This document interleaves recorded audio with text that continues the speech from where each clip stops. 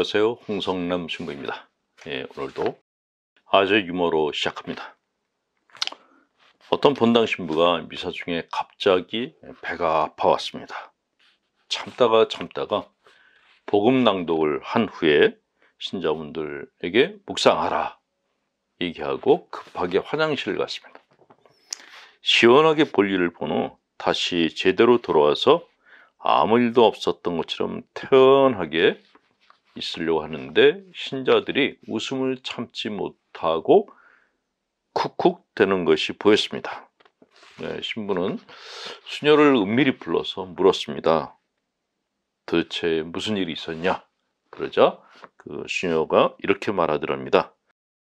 신부님이 화장실 가실 때 그 무선 마이크를 그냥 켠 채로 화장실에 가셔서 배변 보시는 것이 생중계됐다고. 그래서 본당 신부가 미사하는 동안에 얼굴을 제대로 들지 못했다라는 그런 이야기가 있습니다. 실제로 있었던 이야기입니다. 오늘은 스노볼 효과, 눈덩이 효과라는 것에 대해서 좀 말씀을 드릴까 합니다. 미국 스탠포드 대학의 연구에 의하면은 우리가 어떤 생각이나 계획을 머릿속에 떠올리고 나서 72시간 내에 그것을 이행하지 않으면 실제로 그 일이 실행되는 경우는 1%도 되지 않았다라고 이야기를 했답니다. 어떤 계획을 세웠는데 이런 2시간 내에 행하지 않으면 1%도 결과를 얻기 어렵다라는 것이 스탠포드 대학의 연구 결과였다고 합니다. 이 결과는 우리가 무언가를 이루겠다고 결심하고 어떤 계획을 세웠어도 그것을 즉시 행동으로 옮기지 않으면 결국 아무것도 이룰 수 없고 아무것도 변하지 않는다는 결론에 도달하게 됩니다. 자, 눈덩이 효과란 무엇인가? 처음에 눈을 이렇게 뭉쳤어요, 손에. 근데 이 눈덩이를 바닥에 이렇게 굴리면은 눈이 더 붓겠죠. 그럼 나중에 눈사람이 됩니다. 처음과는 비교가 안 될 정도의 사이즈가 큰 눈사람이 되죠. 이것이 눈덩이 효과라는 것입니다. 그런 눈사람을 얻으려면 무엇을 먼저 해야 되죠? 작은 눈덩이부터 먼저 만들어야 된다는 것입니다. 일단 작은 눈덩이를 만들면 이것이 커져서 나중에 눈사람이 된다. 이것을 스노우볼 이펙트, 눈덩이 효과 이렇게 이야기를 합니다. 처음에 손 안에 있던 작은 눈뭉치가 굴리면 굴릴수록 점점 커져서 자신의 키를 훌쩍 넘겨버리는 크기가 되는 것처럼 작은 행동의 시작이 큰 결과를 나타내는 현상을 눈덩이 효과라고 한다. 일반적으로 경제 및 사회 현상에서 작은 것이 모여 점점 가속도를 내며 규모가 커질 때 사용하는 표현으로 인생에도 똑같이 적용되는 법칙이다. 그랬습니다. 인생은 여행과 같다라고 얘기를 하죠. 그런데 여행을 가고 싶은데 가는 사람이 있고 가지 못하는 사람이 있습니다. 뭐가 차이가 날까요? 여행을 가지 못하는 사람들은 여행을 가야겠다는 생각만 합니다. 실행은 안 해요. 준비도 안 하고. 그러나 여행을 가는 사람들은 목적지를 정하고 비행기 티켓을 구입하고 가방짐을 챙기고 이렇게 구체적으로 뭔가를 실행을 합니다. 생각을 실행해야지 된다는 것이죠. 실행. 이것이 중요합니다. 완벽한 실행을 했는가? 이건 중요하지 않습니다. 일단은 무엇인가를 시작했다라는 것이 중요하다라는 것이죠.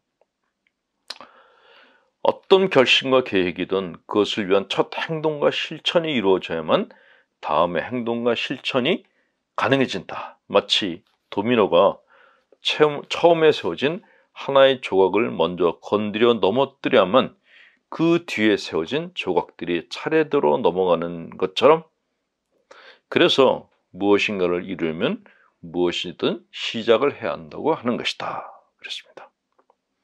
자, 이 인생에서 스노볼 효과가 일어나게 하는 중요한 요소가 있습니다. 그걸 우리는 각성이라고, 각성. 자, 몸이 산소를 필요로 하듯이 정신은 각성을 필요로 합니다.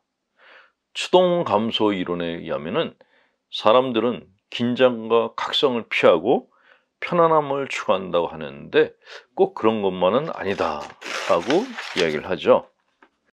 사람은 목숨을 건 도전은 아닐지라도 긴장과 각성을 즐기는 것이 본성입니다.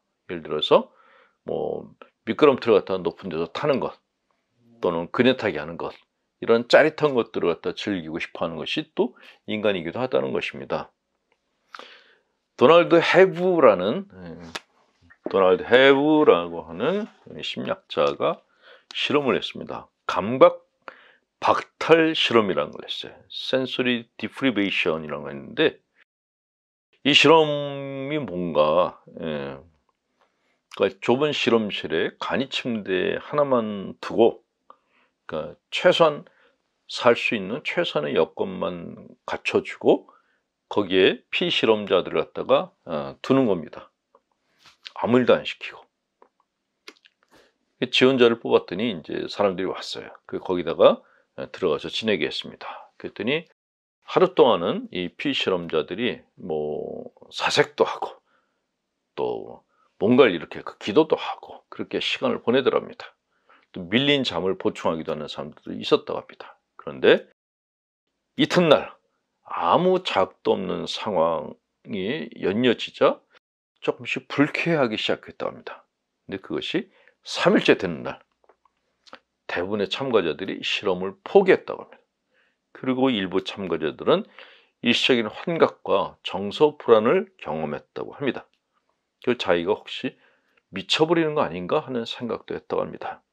자, 우리는 아무것도 안 하고 널브러져 있으면 굉장히 좋을 거다라고 생각하는데 그게 그렇지가 않다라는 것을 헤브가 입증을 했습니다.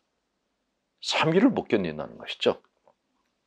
결론은 우리의 뇌가 정상적으로 작동하기 위해서는 외부의 자극과 그에 의한 각성이 필요하다라는 것인데 바로 이 각성 상태가 스노볼 효과를 유지시킨다고 합니다.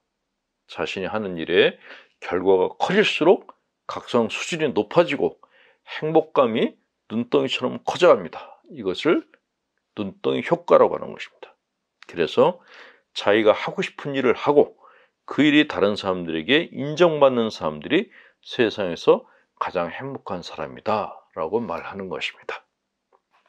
시인 송복예님의 시를 전해드립니다.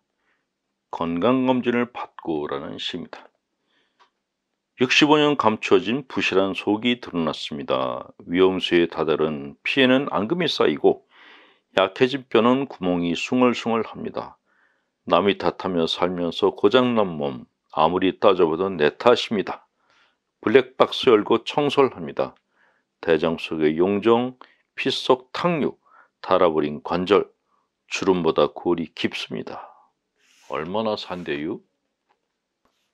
힘겨운 나날을 보내고 계신 우리 교우분들께 강복드립니다. 천하시 하나님, 성부와 성자 성령께서는 우리 교우들에게 축복을 내리셔 길이 머물게 하소서. 아멘. 홍성남 신부였습니다.